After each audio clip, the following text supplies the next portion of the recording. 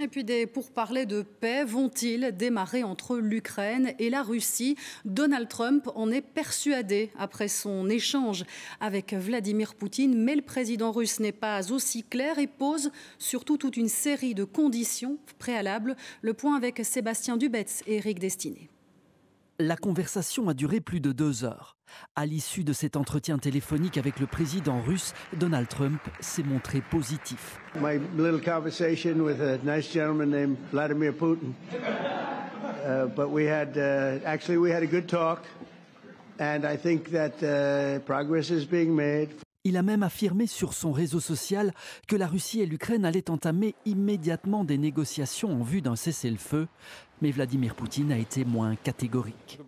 Nous sommes d'accord avec le président américain pour dire que la Russie proposera et est prête à travailler avec la partie ukrainienne sur un mémorandum concernant un éventuel futur accord de paix. Travailler sur la rédaction d'un document pour définir les positions de chacun, comprenez les lignes rouges, et un calendrier en vue d'un éventuel cessez-le-feu temporaire, selon Vladimir Poutine. Le président ukrainien l'accuse de vouloir gagner du temps pour poursuivre son invasion. Nous devons collaborer tous ensemble étroitement avec les États-Unis pour garantir qu'ils imposent dès que possible des sanctions appropriées.